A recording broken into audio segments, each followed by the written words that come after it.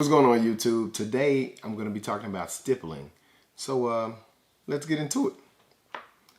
So this is my Glock 43, which you guys have seen before. So let me go ahead and do a safety check.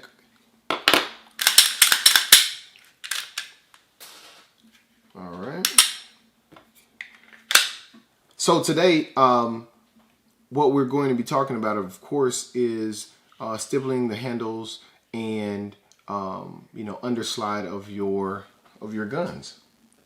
So this is a closer look at my Glock 43, and you can see all of the detail there.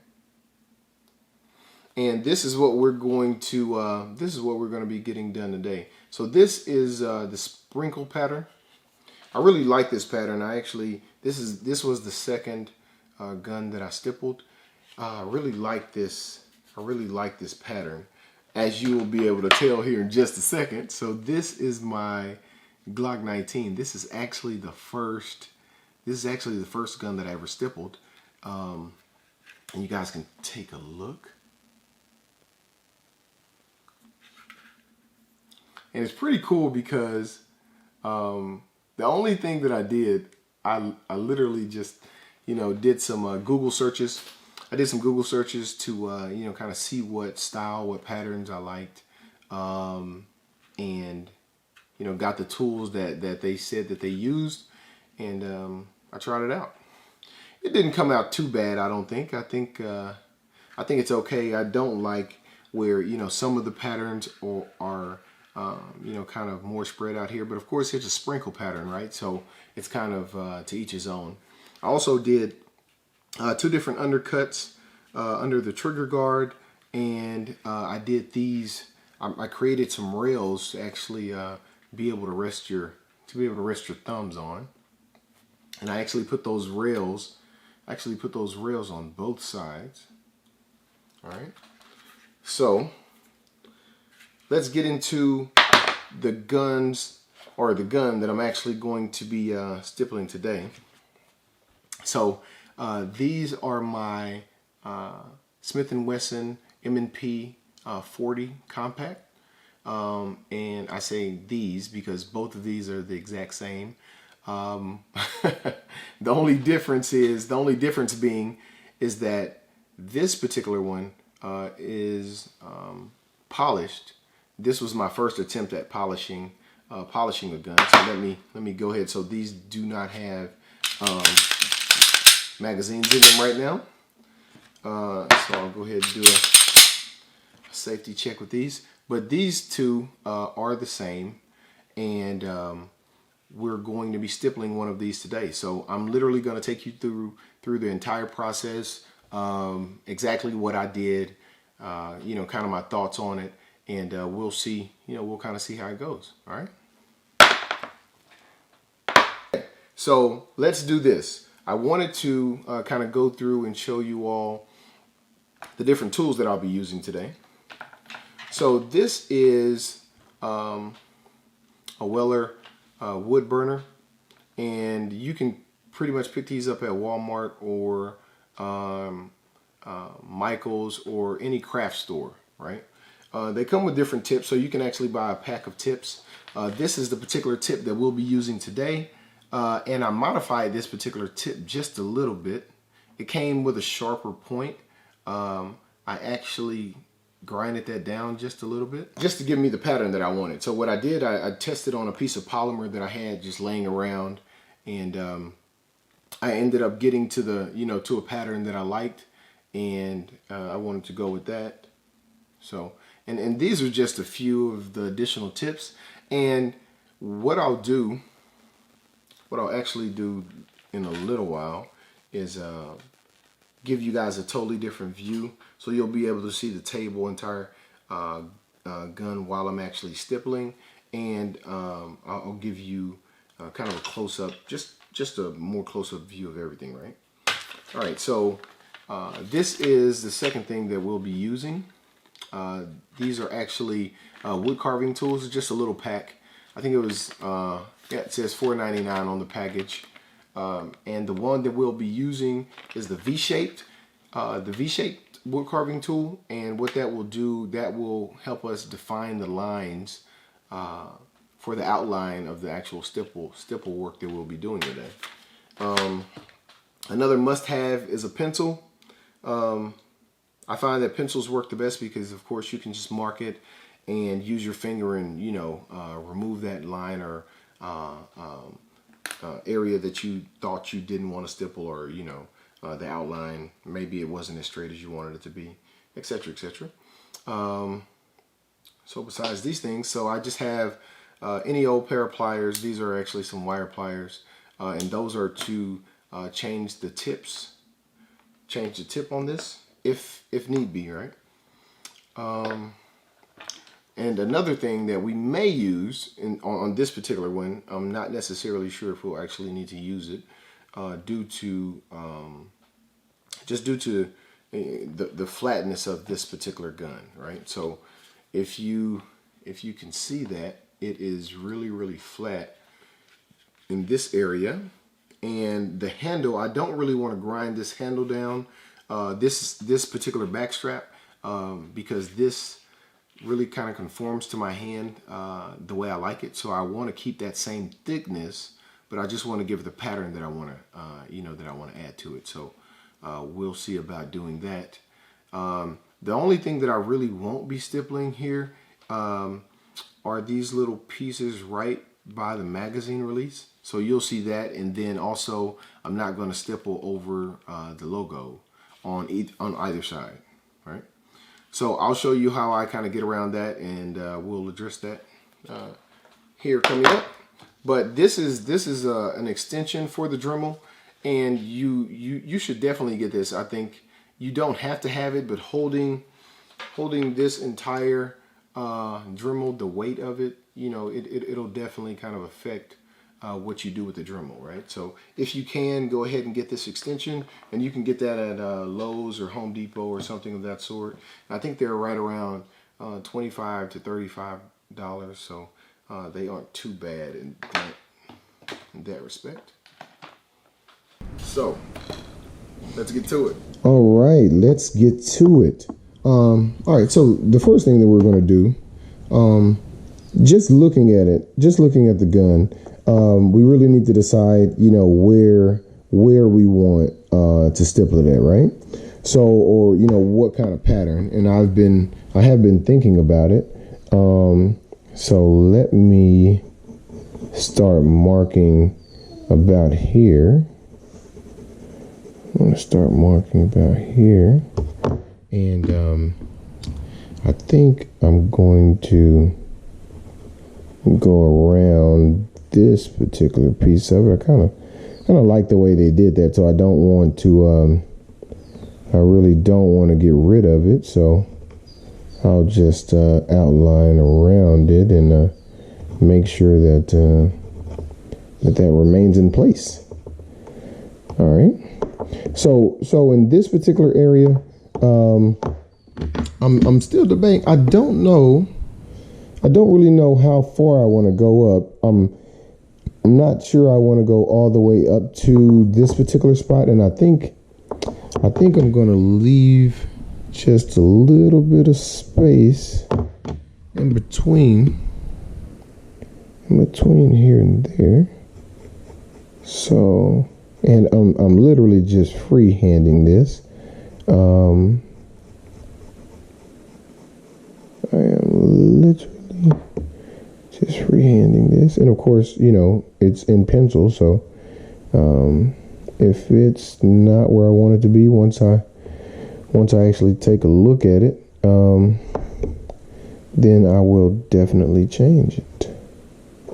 All right, so I think this is about as far as I want to go up on the gun. So what I'll do, I'm actually going to, I'm thinking at this particular moment that I'm going to take this around here like so. And hopefully you guys can see this.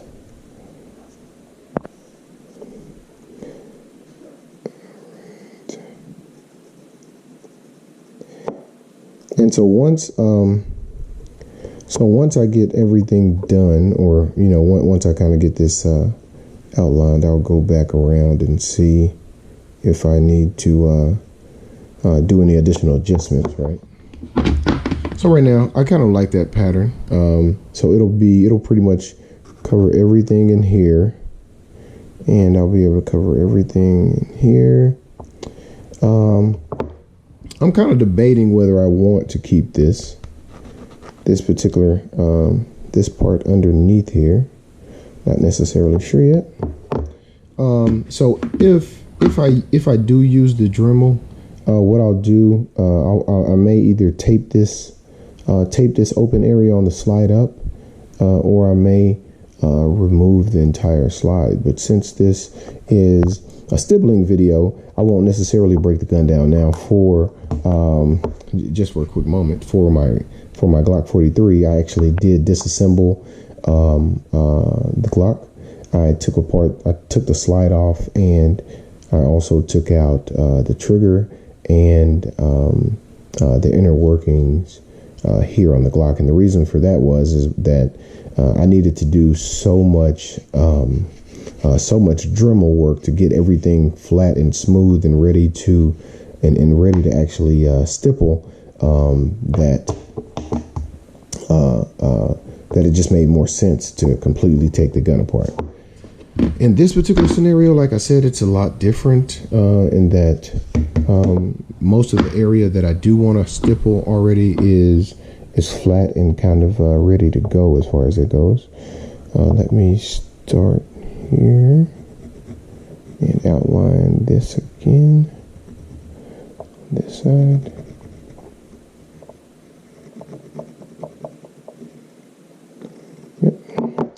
And like I say, this is just a rough outline done with pencil.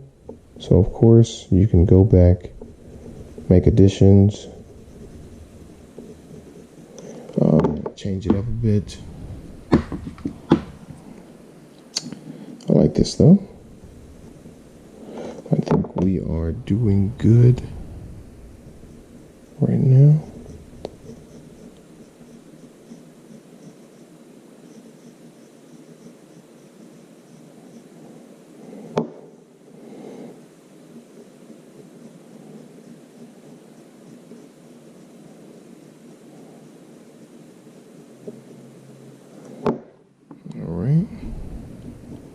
Let's go ahead and join that. Let me see. Okay, so that will kind of encompass my entire grip area here. I may actually do something right here as a reference point for my fingers. So I may do some stipple work here. Not necessarily sure yet, but I'll go ahead and mark that out just in case I do decide to go ahead and do this area as well. We'll see. And as far as a reference point on this side, that would be same area. And of course, these are just my personal preferences, right? So you can definitely, stipple the entire bottom half of your gun if you would like to. So literally, I've literally seen people stipple, all of this, right? Just everything. I don't really think all that's necessary because I'm literally just doing it so the grip feels better on my hand, right? Then when I have my finger here, I know exactly where I have my finger, and I don't have to look around or anything of that sort, right? So I'm looking at these lines, and I really like them. They are really straight. And let me And go over this one just a little bit more. All right. There we go. All right, so let's get going. So what I'll do, I'll actually plug this tool in right now, and this will get hot pretty quickly.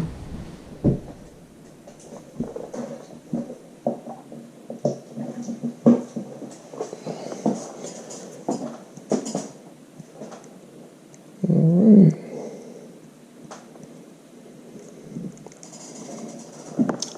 So let me get the pin. Get the pin out of the way.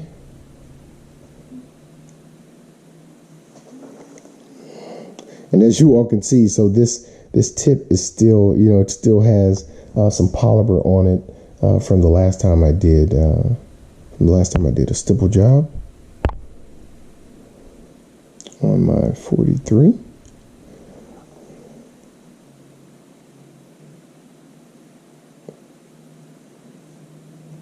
So I'm starting to smell it. So it's definitely getting hotter. All right, so let me just tap it on here and see. All right, so it's almost hot enough to start. And with the sprinkle pattern, I really just, you know, you can really start anywhere. This is going to be interesting. So this line right here, with this particular backstrap, this is the backstrap that I'm going to leave on here. And of course, if I ever wanted to change the backstrap, I could, even though I'm going to be melting it to the actual polymer frame, I could still remove the pin that's actually locking in the backstrap, and just end up having to, you know, re-stipple the next backstrap that I put on there, or you know, just kind of leave that one unstippled, or you know, just kind of whatever the case may be, right? Whatever I end up deciding to do.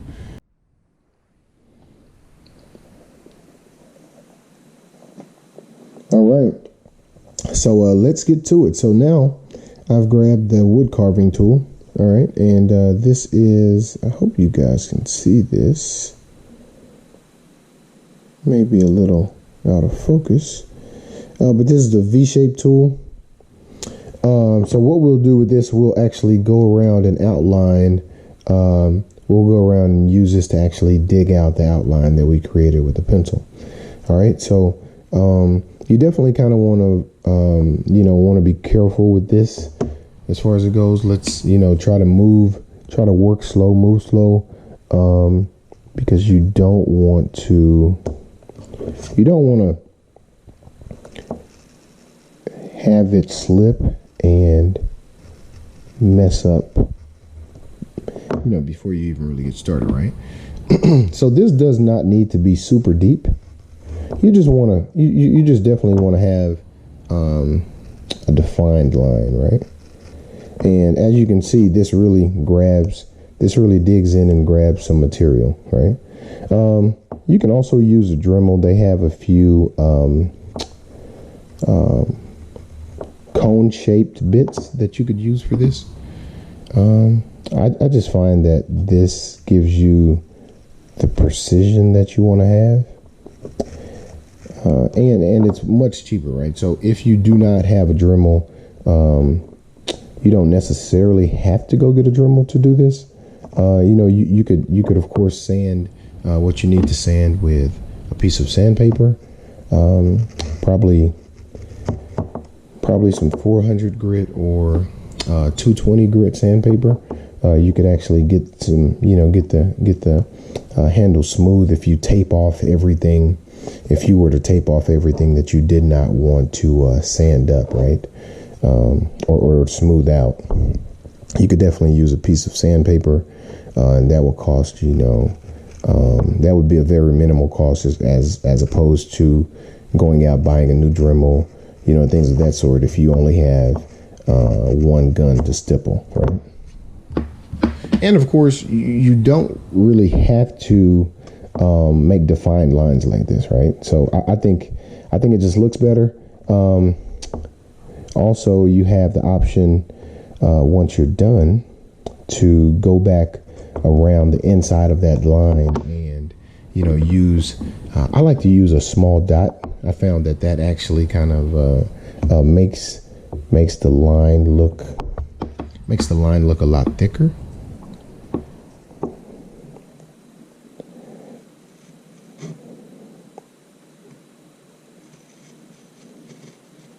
And I'll probably add some different points in the video so you guys can skip to different areas, since this video in particular is pretty long, or will be pretty long anyway, because I'm kind of talking through and walking you guys through each aspect of what I'm doing here. But like I say, you can definitely see how much material this will this will remove at once. And it really all depends on the pressure, right? It really all depends on the pressure that you're applying to the bit. And this is kind of weird. So I would normally be a little bit more choked up on the bit, so I could have a little bit more control. But since I want you all to see what I'm doing, I'm not. And anything I mess up, I'll, definitely come back and go back over or something like that. But I don't plan on messing up. So we'll see how this comes out, and see if I may want to end up stippling a little bit higher or stippling a little bit more after I actually see what the pattern looks like, right?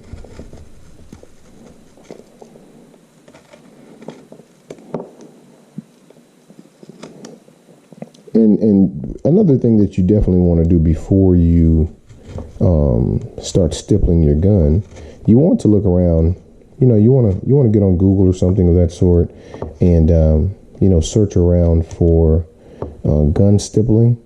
You want to search gun stippling just to see what's out there, right? What people have done, and that's just kind of a good guide. That's kind of a good way to guide you to some design ideas that you may not have seen or may not have thought about, and it's free, right? So it'll definitely get your creative side going. Like, well, hey, I really like this particular pattern or that particular pattern, and you could get a tip or look for a tip that will do that particular pattern.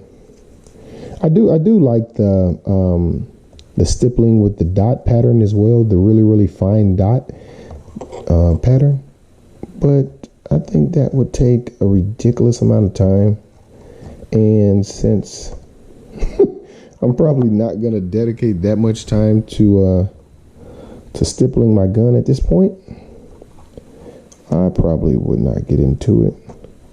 And of course, you always have the option to send your gun off and pay sometimes what can be really hefty amounts. I've seen some from $200 to $300 and $150 and stuff like that. Like, that's not too bad, but some people are also out there charging $600, $700 and up, right? It just goes and goes and goes. It's just what are you willing to pay for, right? But if you want to take a little bit of time and do a little bit of research, you can definitely do this with no problem. I don't think you'll have a huge issue. The biggest thing once we get to it is when you actually start stippling your pattern. You don't want to leave the tool on the gun too long, and you don't want to press too hard, because this is a polymer handle frame, and you will and can go through it pretty easily if you just if you were just to put put that amount of heat on it in one spot for a, you know, for an extended period of time, right?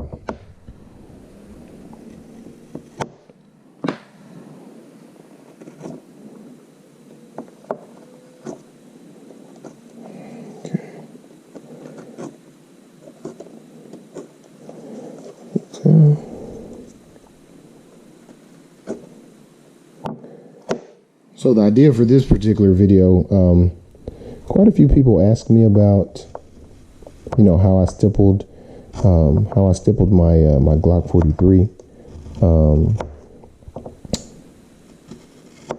and I figured it'd be pretty cool to show you guys, knowing that this video would be knowing that this video would be pretty lengthy. Hopefully it won't be too bad, though. Hopefully it won't be too bad, and hopefully you guys find this interesting. And, you know, while I'm thinking about it, I actually did stipple one other gun. I don't know if you all have watched my first video, but I believe I briefly mentioned that I had a few XDM. Yeah, I have a few XDs, and I have an XDM. I believe I stippled the XDM as well after I stippled my my Glock 43, or was it before? I'm not necessarily sure at this point, but I believe I did stipple that one as well. I'll probably definitely do a video.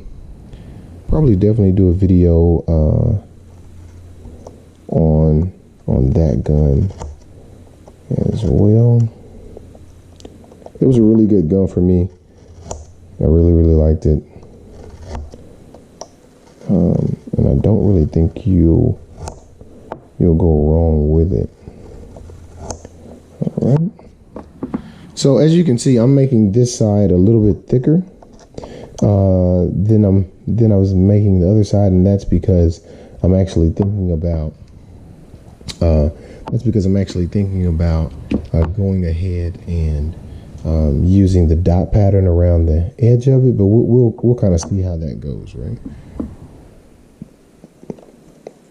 I may come back later on and do that, but I may show you all what I mean when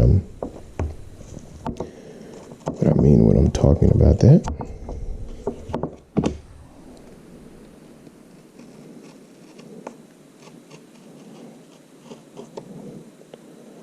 All right, so we're almost around.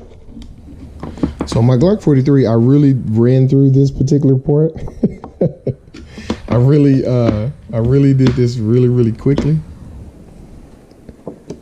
I outlined it with the pencil, and I think that's because to me Glocks are really simple, right? They're really kind of plain, and not really a lot of stuff to mess you up there. All right. Yeah, it's really weird doing this with my hand this far back, but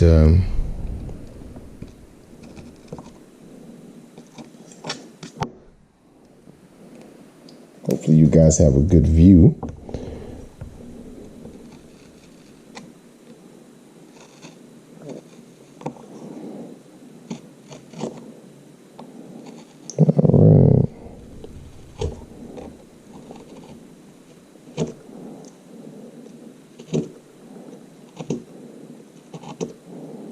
There we go.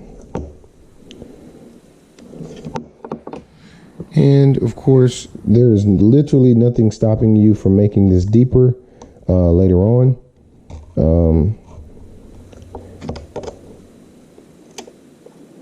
After you kind of see how it looks, right? So, and if you find out that you're looking at the back, and it's not straight, I don't think this is completely straight. So what I'll do what I'll do here is actually come back and make this a little bit wider.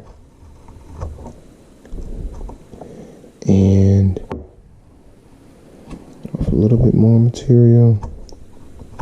So the good thing about it, when you're actually stippling, you're not only removing material, but you're actually pushing material out and over.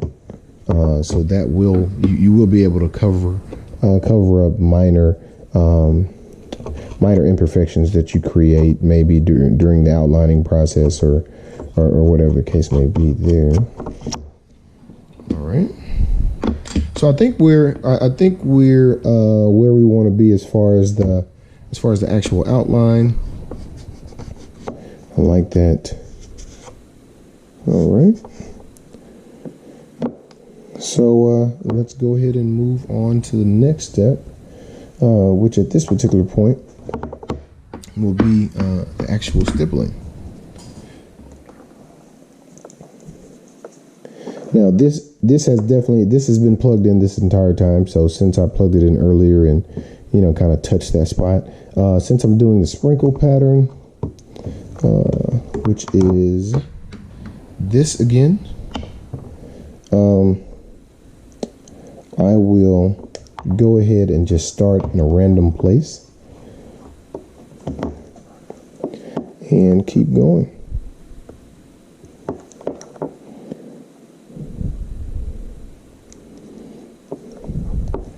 Let's see here.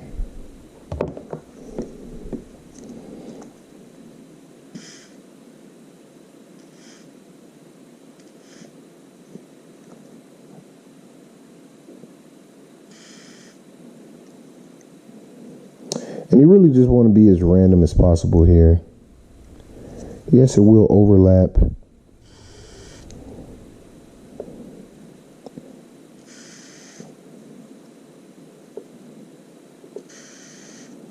So what I like to do, I kind of like to turn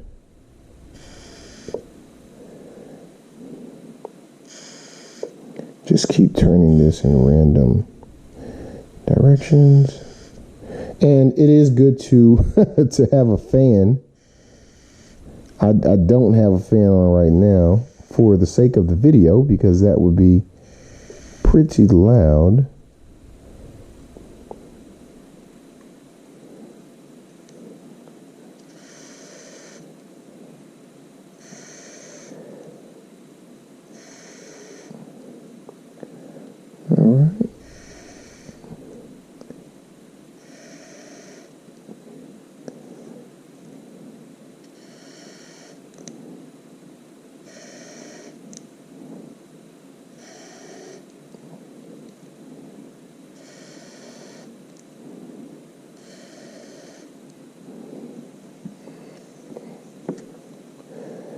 All right. And just remember that this is a random pattern, so it does not really matter what direction you go.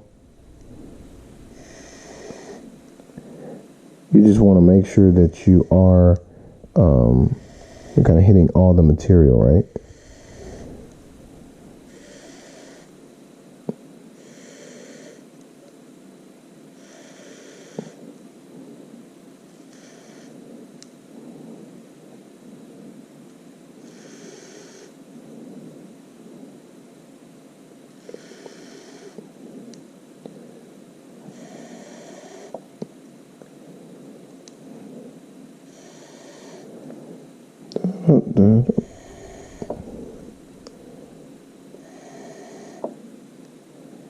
And I was telling myself, I was like, well, maybe I should play some music or something of that sort, but not really all that big on, the YouTube videos with with a lot of music playing in the background.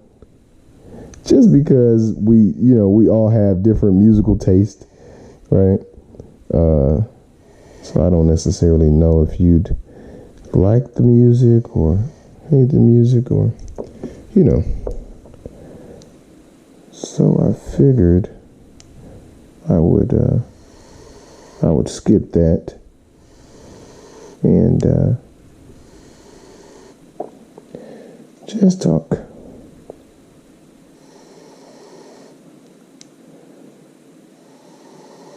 So when some people are like, well, okay, well, you know, what's the point? Why would you stipple your gun? Well, in a lot of scenarios, it definitely improves your grip. So, you know, say if you were in a scenario where your gun was wet or got wet, or, you know, for whatever reason your hand was slippery, you could sweat a lot.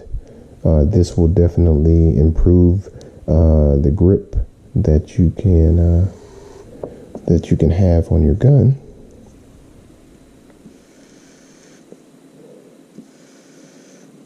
Okay. So I have the initial area and everything done. So this is going to start going a whole lot faster. And pretty much all I'm doing is turning it just different directions.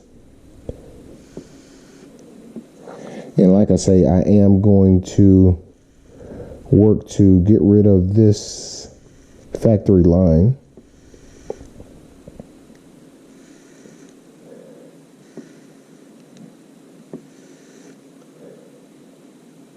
And try to keep the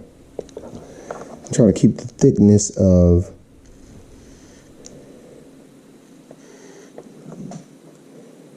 this particular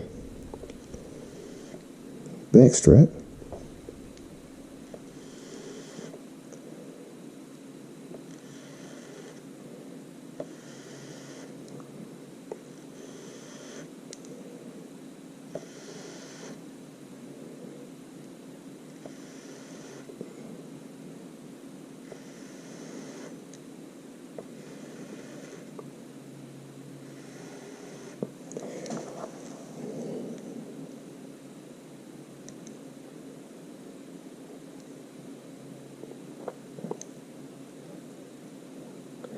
But yeah, back to the fan. I definitely suggest you have and use a small fan, unless you don't, unless you're in a wide open area, right? That would probably be even better if you were, out in the garage or something of that sort, with the garage door open, or just in an open area where air can flow freely. That would be great.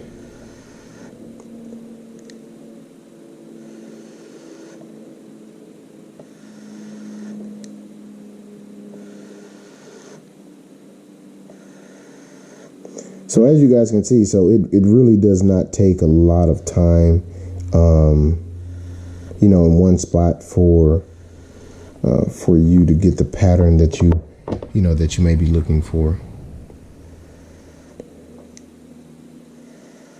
And I don't really like these, like I was saying earlier, I don't necessarily like these particular factory lines. So I was not really concerned with keeping them.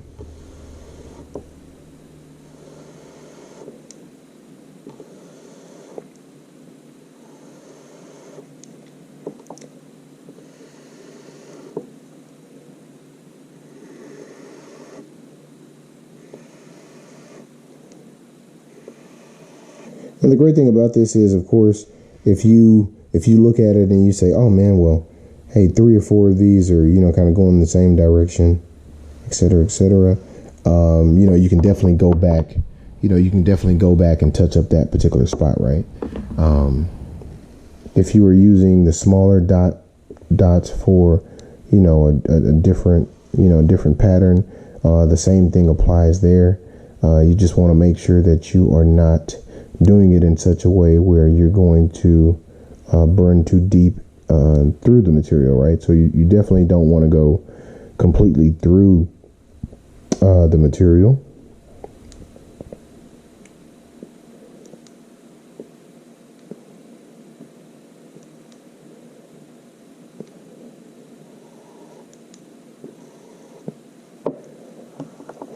All right, you guys are seeing that. So you can kind of see that line the line disappearing right there.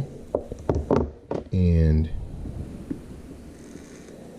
by the time we're actually finished, hopefully it looks very, very uniform. And I'll kind of use the corner right around the edges of the logo.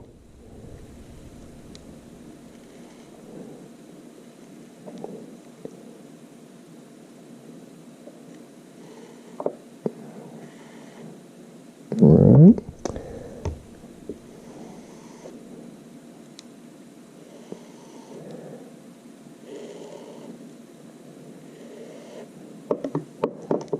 Because you do want to get as close as possible to the logo, but it doesn't really look as good as it could if you slide over and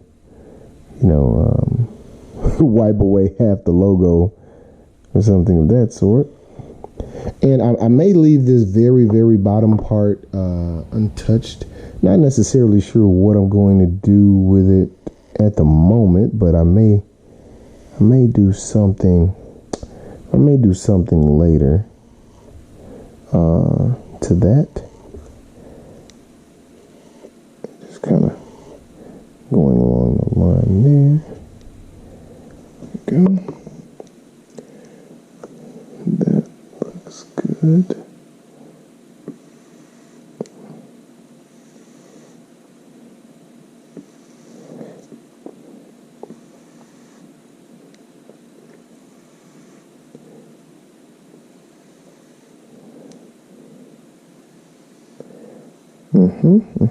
So I will tell you, there are a few tricks to this. So right now, as you guys can see, so it seems like this is it seems like this pattern is really or will be really aggressive, and it hardens really quickly, right? So it seems like this pattern would be really aggressive, and it could be if I left it exactly like this. You can definitely, and if it's too rough, you can either come back over it with a little bit of sandpaper to smooth it out, or you could actually use a heat gun and heat it up just for a little bit. And when I say for a little bit, maybe 4 to 5 seconds or so, and then just kind of rub over it. That'll give it a pretty glossy sheen on the edges. That looks pretty nice. Do that. I probably won't be doing that here, but that is just something to keep in mind as an option for sure.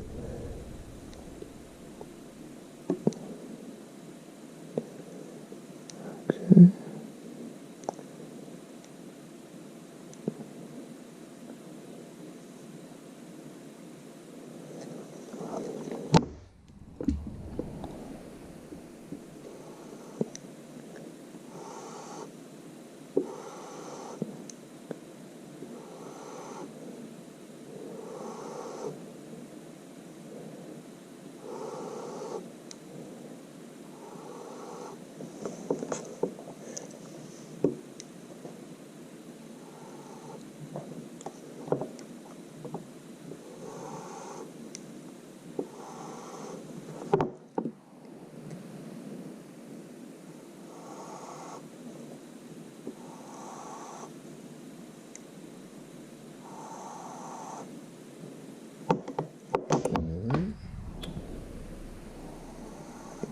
So we're almost done with this side right here.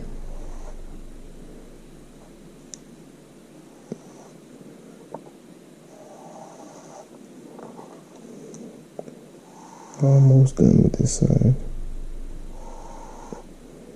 Like I say, you can definitely go at your pace. You don't necessarily have to do all of this or finish the entire job, in one sitting, right? So, you can do as much as you can one day, come back and finish it. Now, if this is your carry gun, if this is your only gun, I would definitely pick a day where you had more time. You don't really want to,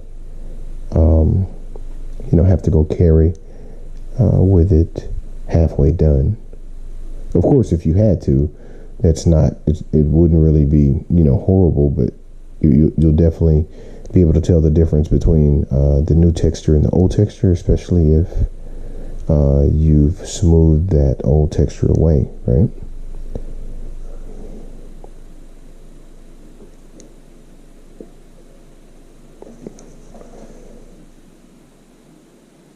Now this is definitely a different material, so it is burning a lot quicker than the actual rest of the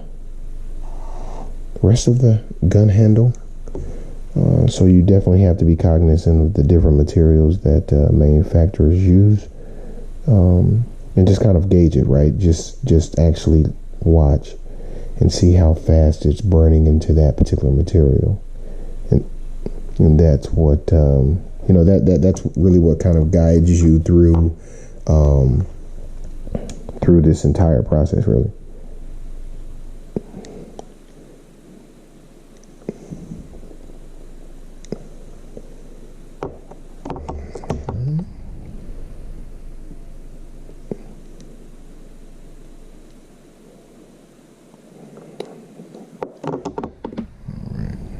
And you just want to keep going around until the particular area that you're looking at or working on is all done, right? So, and then I'm going to come back right around this backstrap area and kind of smooth things out more here. And you can do this at any point. You can, wait until the very end, or, kind of jump back into it as you kind of see fit, if necessary at all. And, so this is a little bit darker at this moment because of the different material that's used in the backstrap. But I don't think that will be an issue.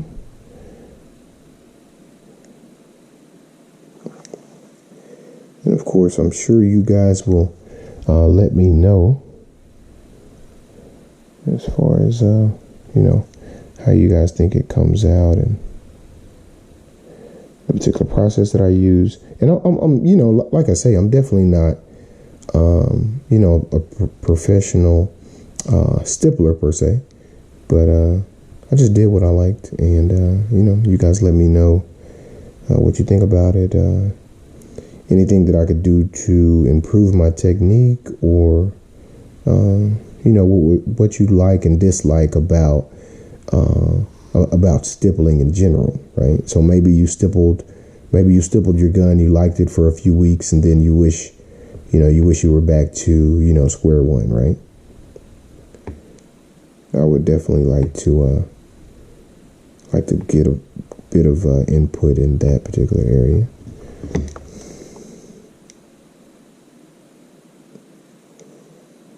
I've really liked it.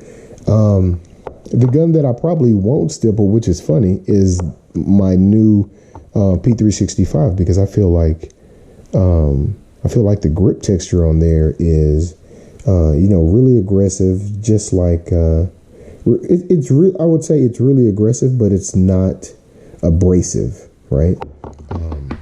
Like you definitely feel the gun in your hand, but it does not feel like it's going to slip out at all, and it doesn't feel like it's going to rip your hand up either, which is really a great thing as far as that goes, right?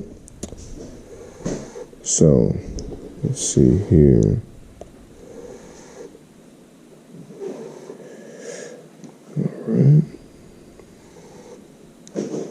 And before I get into doing this entire back piece, I may flip around so you guys just can kind of see what we were looking like just a moment ago. So we were here, and this is where we are. This is where we are now. So definitely a lot of progress. So let's continue. All right. So let's go ahead and finish up this back section. And this is just totally random. There's no rhyme or reason as to why I'm twisting this in a particular direction, other than so it won't be, you know, just like the one on the side of it.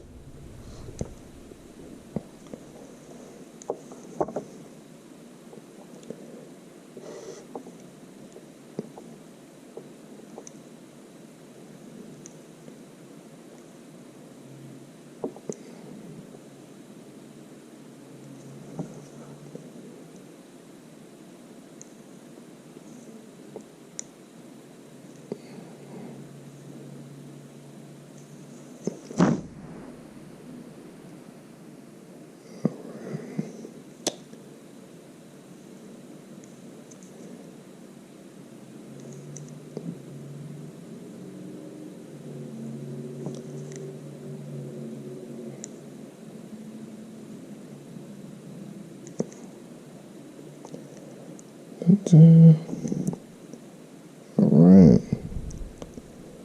And of course, if you do feel like, oh man, well, hey, I had too much of this particular, you know, direction here or there, you can definitely always go back over it, but give it a second or two to, you know, give it a second or two to dry for sure, and just come back and, you know, kind of step back and look at it.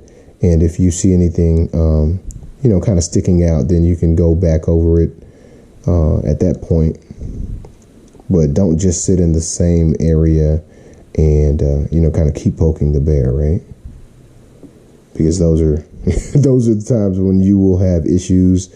You know, of course, at that point, you could burn through a particular spot, and we definitely don't want to do that. That'll, in most cases, cause you to need to purchase a new frame for your gun, and that can get expensive, kind of depending on what type of gun you have. All right, this is going well. So like I say, it doesn't take a whole lot of time to get this done, just a little bit. It is definitely, if you're not if you're not up for tedious tasks, this may not be something that you want to get into, because at a certain point you're like, oh my goodness, I've done this so many times today, right? But if you keep going, it'll just get better and better, of course.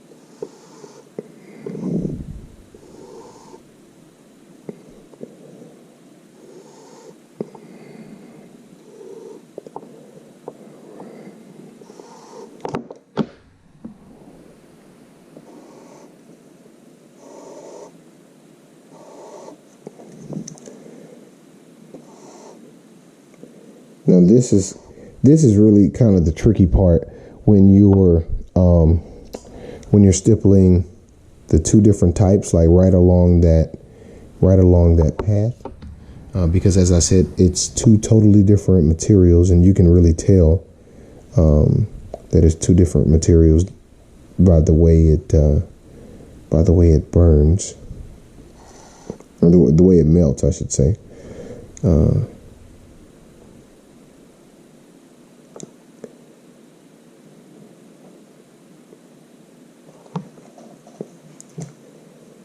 That is going well. I don't really like the different color. with this backstrap. So since it's a different material, of course, it has a different sheen to it as opposed to the actual frame polymer. But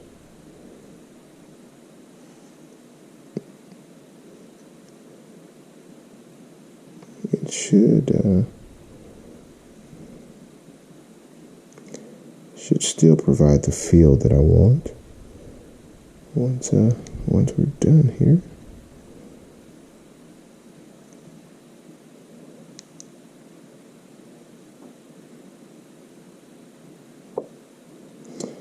So I was talking about using a heat gun earlier, and I told you, you guys to use it. Maybe you want to place it and use it in a particular area for 4 to 6 seconds, and then, kind of lightly tap or lightly press on the area to, flatten out the texturing that you've added, right? The reason I say 4 to 6 seconds is because you don't want to overheat the polymer and then press on it, because at that point you are literally changing the dimensions of your frame and may have issues inserting holsters I said holsters, inserting magazines, or having that magazine release freely as it probably normally would. So just to avoid that, you really want to use that as sparingly as possible.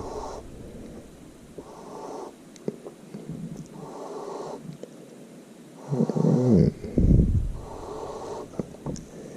This is turning out well.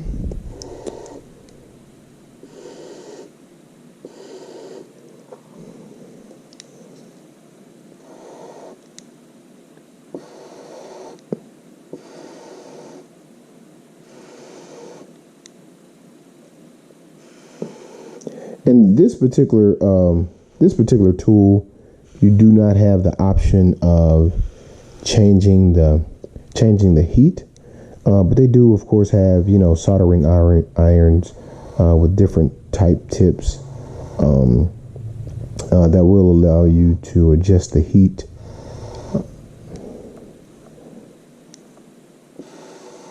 And of course, the hotter it is, the smaller amount of time that you need to have it in a particular position, and vice versa, right? So if it was not that hot, you would probably have to leave it sitting in a particular area for much longer, or a little bit longer at least, to get that same effect or get the same depth of that particular texture that you're going for. And this, the texture that I'm using is totally personal preference, as I've stated before. Like I say, just look around at different images and see what kind of texturing you want.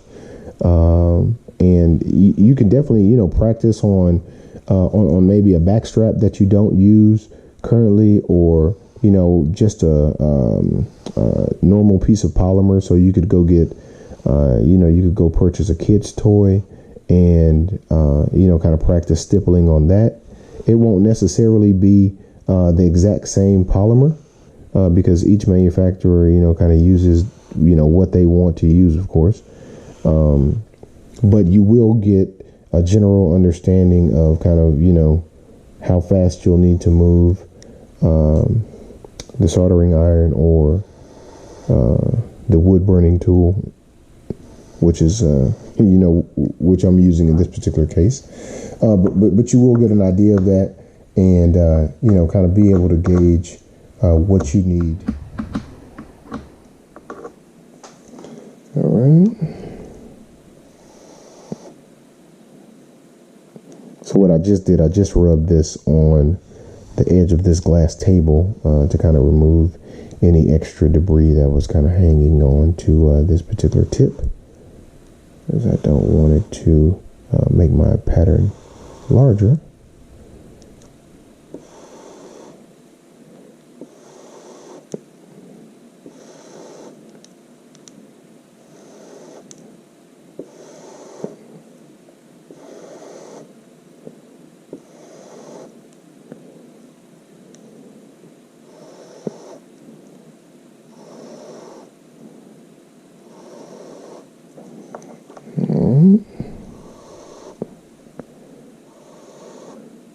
So in these little these tight areas, you just you can definitely just tap with the corner of the soldering iron or wood burning tool to fill in those little spots. But if it's right by the edge and you're going to use a dot, to kind of define the edge more, you don't even really have to worry about it per se. You just don't want to leave any huge spots around the edge, right?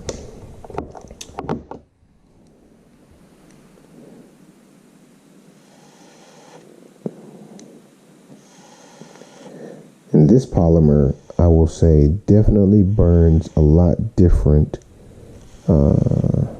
as opposed to the Glock polymer. I'm not really saying that is a good or bad thing. I'm just saying that it's different. Just notating that.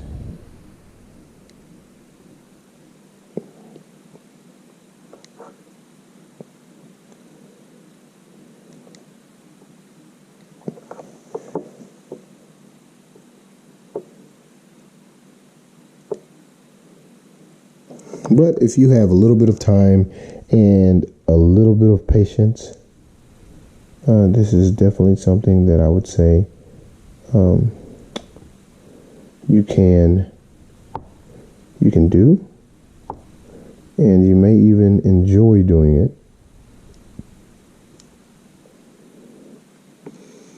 Especially when taking a look at the finished product, right? So I like to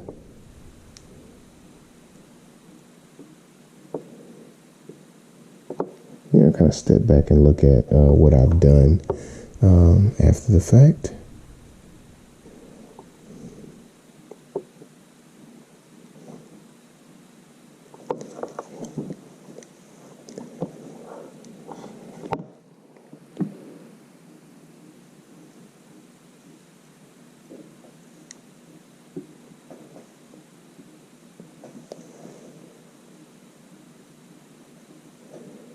All right, getting closer and closer. So I know I said earlier that I may leave the very bottom of that unstippled. May change my mind on that. We'll see here in a moment.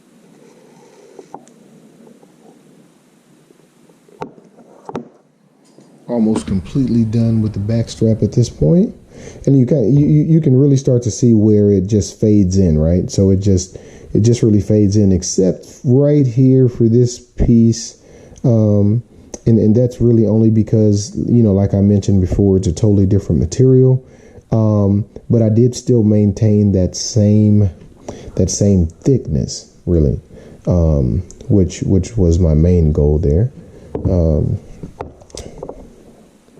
So let's continue.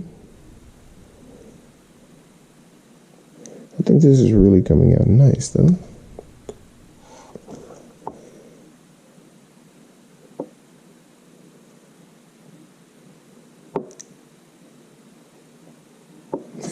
And I'm really taking my time here because I want to show you all, how I do this and kind of what my thought process is.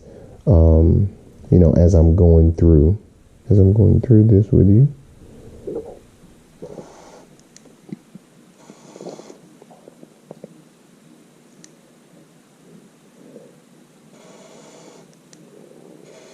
I was just going to go, fast like I normally go, but I wanted, you ought to get as much as possible out of this video and be able, you know, and have the confidence, right, to, you know, to get this done on your own.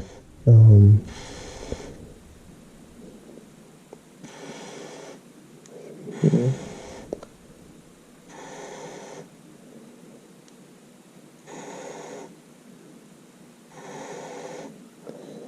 All right.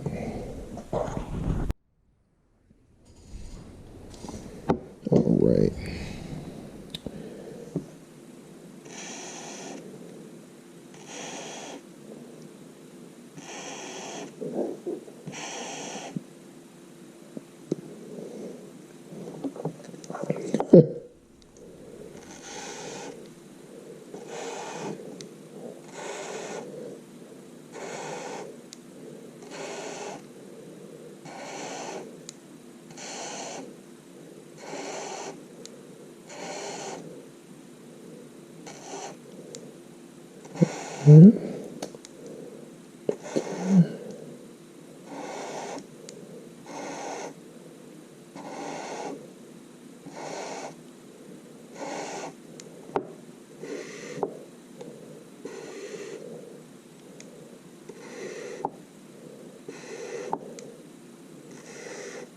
All right.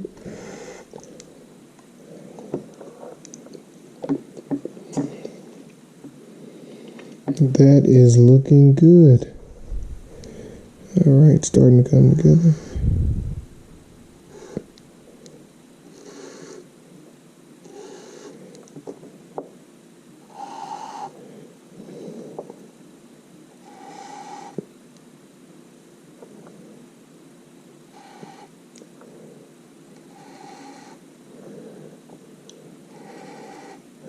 Remember what I said around the logos. You really want to be.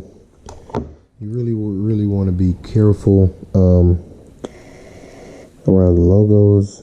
It looks a lot better, I think, if you leave those there. Sometimes you can definitely get rid of them.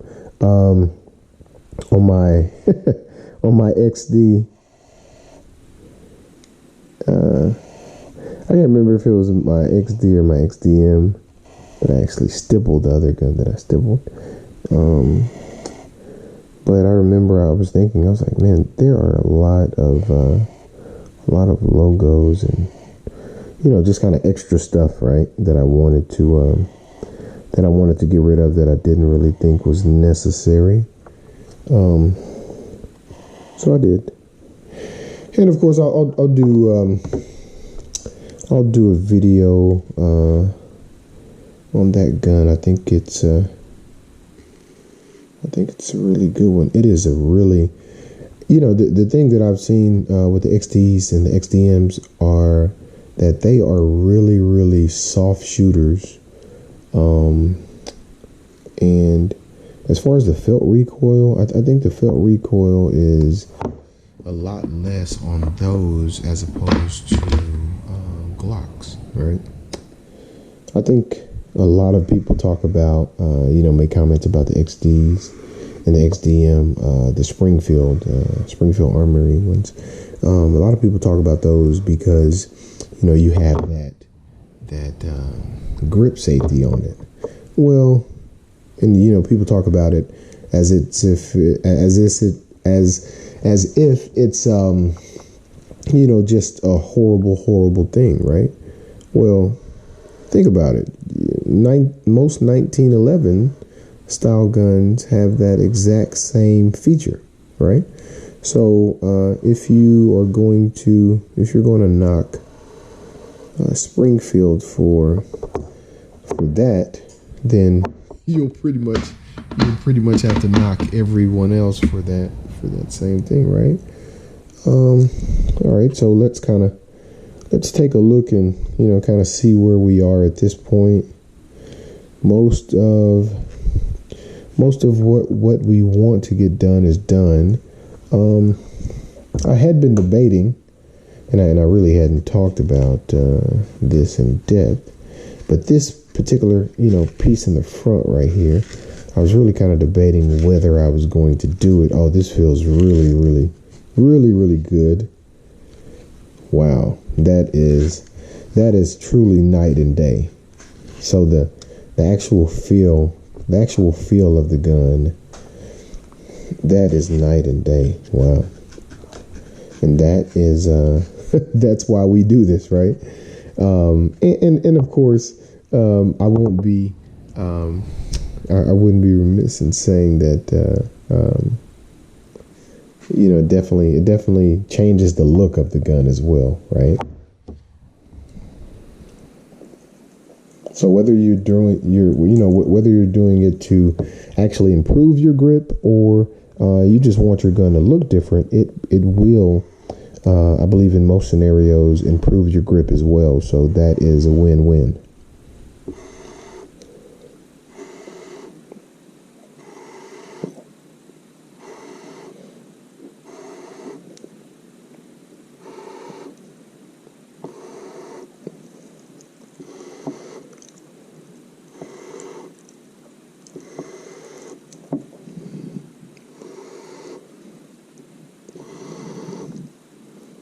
And please guys, please comment in the comment section. I would really like to know why you stippled your gun, or why you're thinking about stippling your gun. Like, just kind of what's the reason behind that, right? And then let me know what if you have already stippled your gun, let me know what pattern you went with. I do find those types of things interesting. And I'm wondering, is there anyone out there who has actually stippled their gun with the, with that really, really small dot pattern? Because as I stated before, I was like, well, I don't want to dedicate that much time to actually stippling my gun. But just kind of curious to see what kind of experience you had doing that.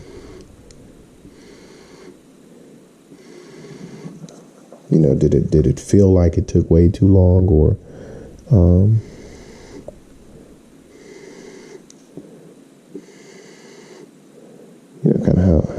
kind of how you felt about it after the fact, after you were done, or while doing it, or whatever.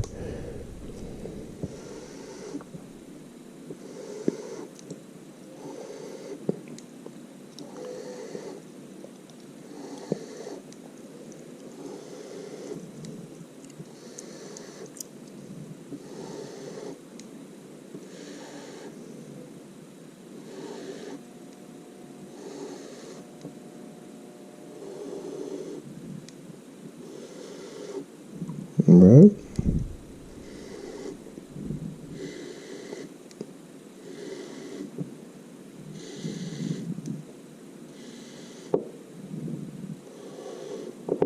Now, the funny thing about this, I really thought this would be a bit darker, but after being melted, kind of like that same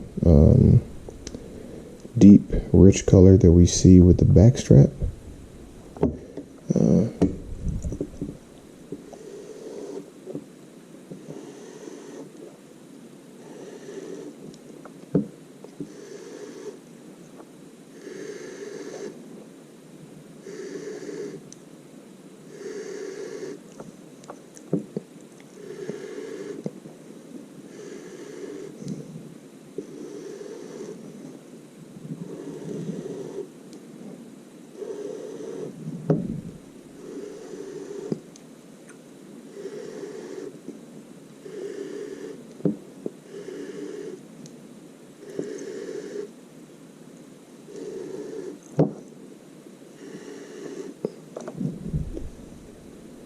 All right. Let's see where we are. Okay, so I did not stipple the bottom part of the logo yet.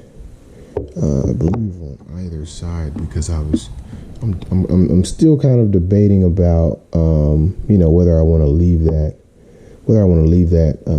alone.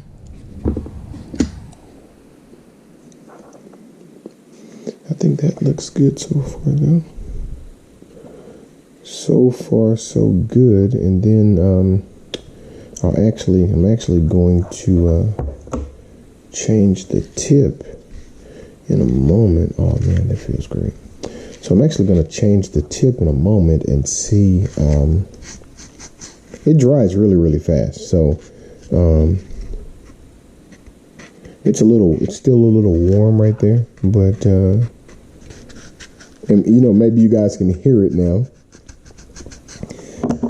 Let me just remind you all of how it was looking at first and sounding. So you can definitely tell it's a lot grippier at this point, and it really, really feels great. Literally, I don't think this gun would move at all in the rain. The one thing that I have not done yet, though, are the reference points that I had talked about putting there. I was debating, and just as pencil definitely can do, it disappeared. Probably I rubbed it off, I'm sure, at some point. So let me go ahead and quickly draw this back on here.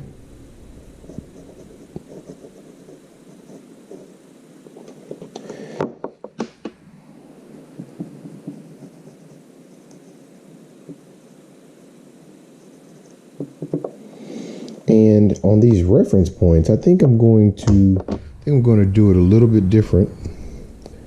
On this reference point. So I'm not going to cut out the edge around these reference points. However,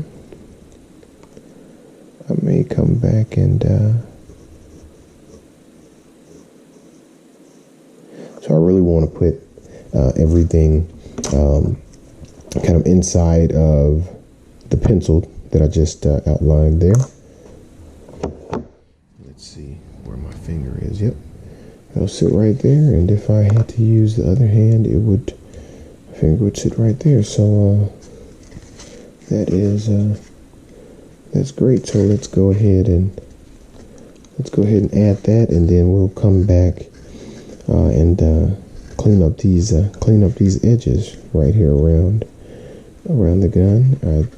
Hopefully you guys are interested in seeing that particular piece of it.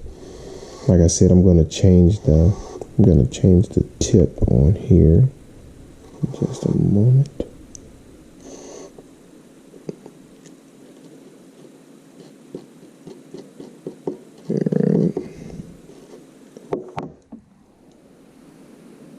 Yep.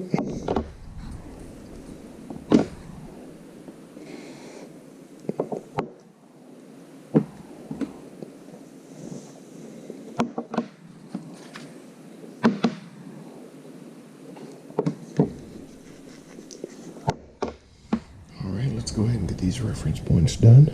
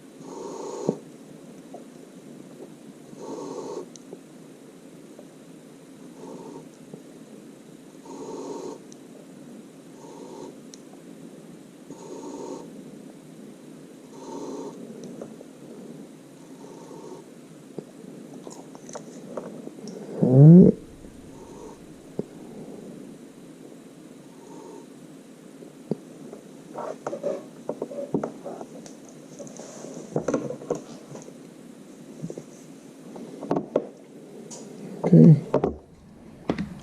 looks good. So far, so good. Feels great. Yep. That definitely feels great.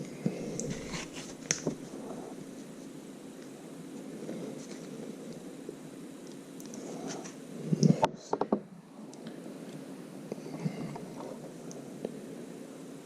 All right. So let me go ahead and change this tip, and we'll get going on the edges. All right, so I've changed the bit out to this bit. Hopefully that focuses.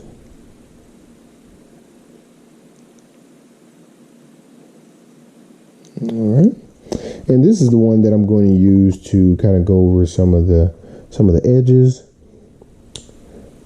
just to make them a little bit more defined. And I'm just putting little bitty small dots along the edge, and that'll give the edge depth.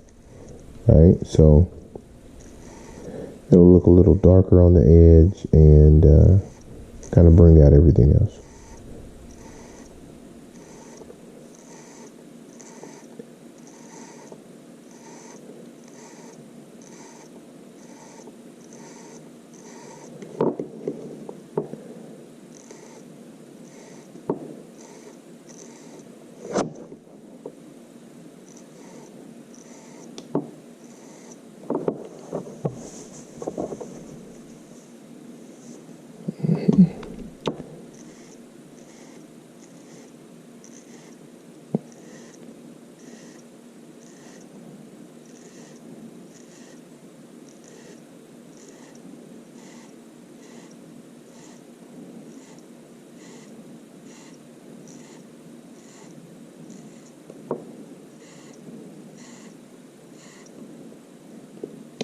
And of course, you know, you could you could definitely use this particular tip. And these normally come in a packet. You know, when you're at Michael's or whatever, picking up the wood burning tool, if that's what you choose to use.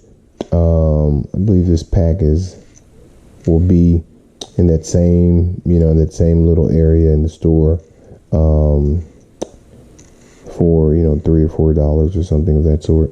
But you could definitely use that. And you kind of see how I'm going around and making that pattern along the edge, and it's definitely defining, giving the edges that definition, right? So kind of gives it a little bit of depth, and that definition that kind of really brings out and creates that separation, right?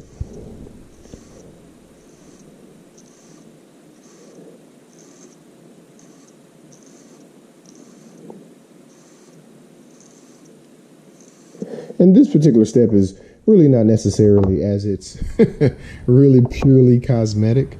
But of course we want our guns to look nice, right?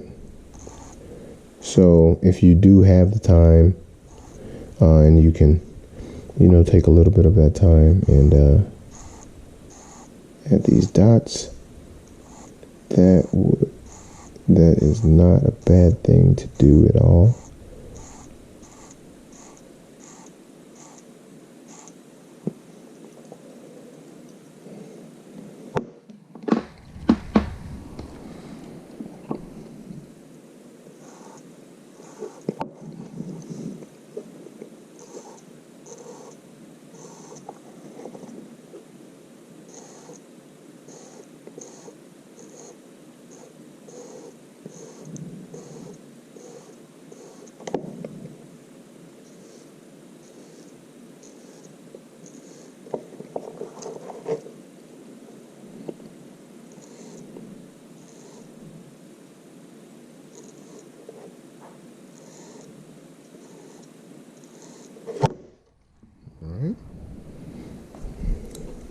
Set that down pretty hard, huh? All right, so let's keep this going.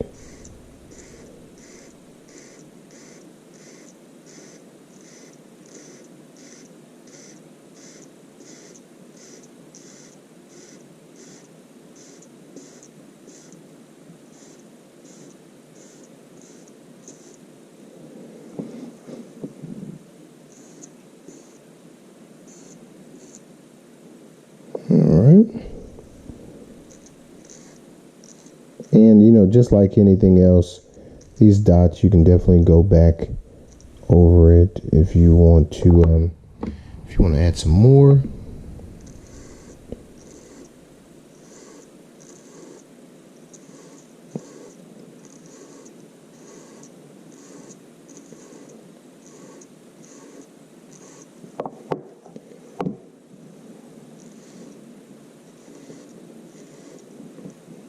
And this is, you know, this is your gun, of course, so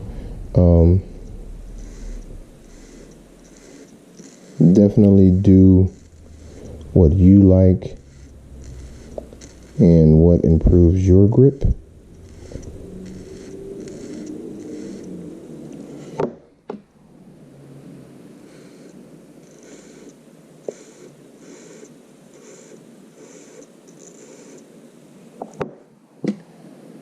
And you'll definitely, you know, after stippling your gun, you will definitely notice a huge difference when you're at the range, or, you know, you're practicing drawing your gun. All of those different, you know, in all of those different types of scenarios, you'll definitely be able to, you know, tell a huge difference. So let's see here. Do I want to do the same circle pattern at the bottom and kind of straighten out everything? What do you guys think?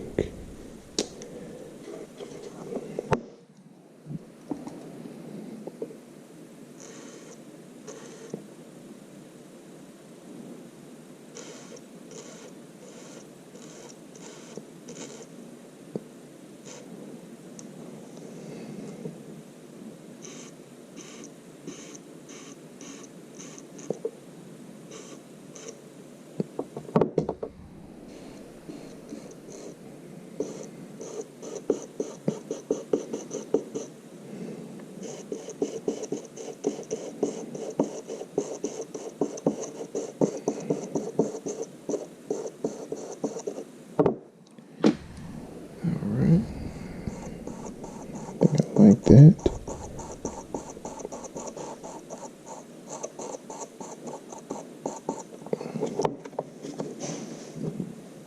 So let's work with this pattern, and I'll go ahead and add this all the way around the bottom of the gun. And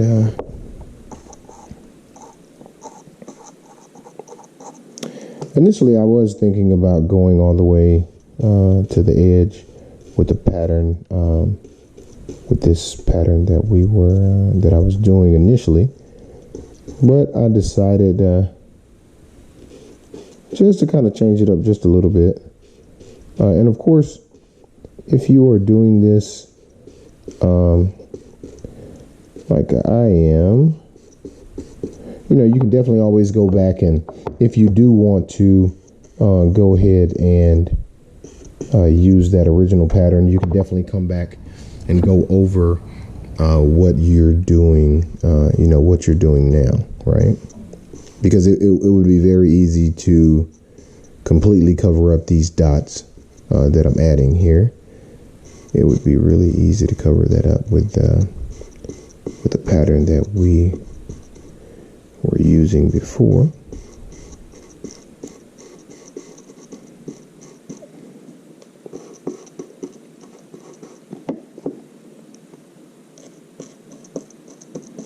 I do like how that turned out.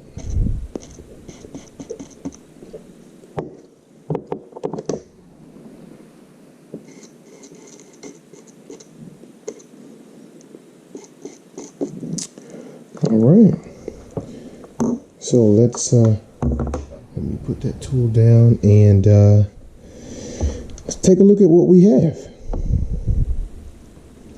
I think that turned out great.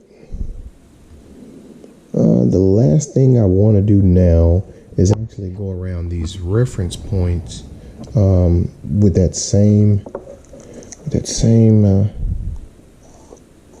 pattern.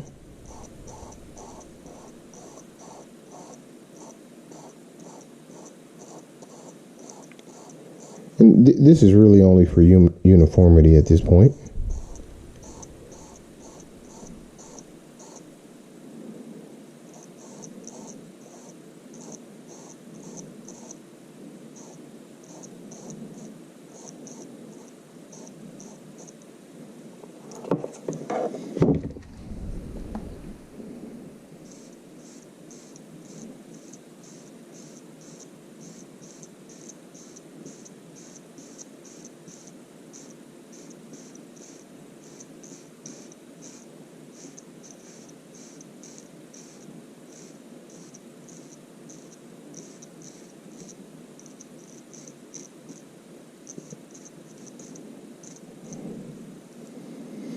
All right.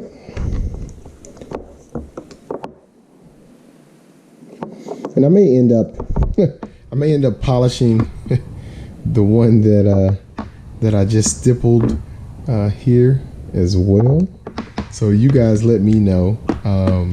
I do like this polished look on here. I don't really use these anymore. But you know, they are they will continue to be there if I want to, right? I really do like this stipple job that we just completed here. I think the only thing that I may do, I may heat this up. If I do heat this up, I'll actually I may provide an update or something of that sort. But here we go, guys. This is the pretty rough version, and I'll just say this: if this is your everyday carry gun and this is the gun that you go to the range with, you don't necessarily have to use any sandpaper. If it's currently a little bit too abrasive for you, you can, of course, that will quickly go ahead and knock that some of that texture down, so you don't have that issue. But if this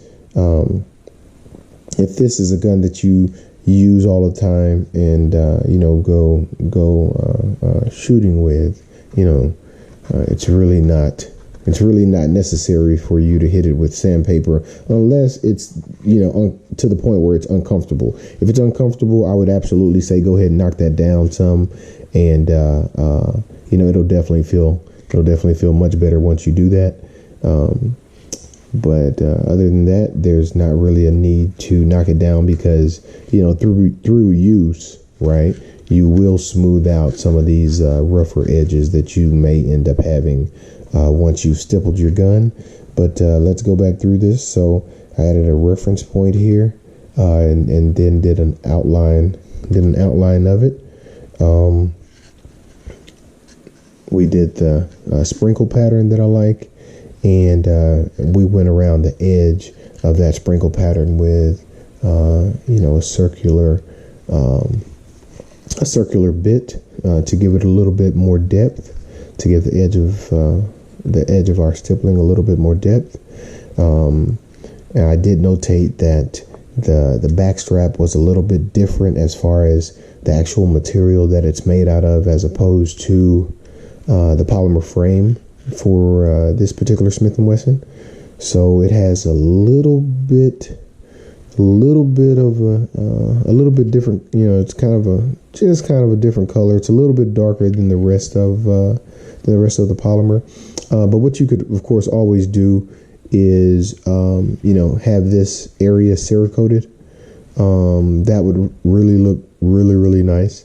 Or just over time, I think the color will, kind of start to blend in more, because, of course, this is freshly exposed polymer. And also we added the reference point here, and also went around that with the outline that we used in these other areas as well. So I hope you all really enjoyed this video. Please like, subscribe, share, and as always, be safe and be blessed.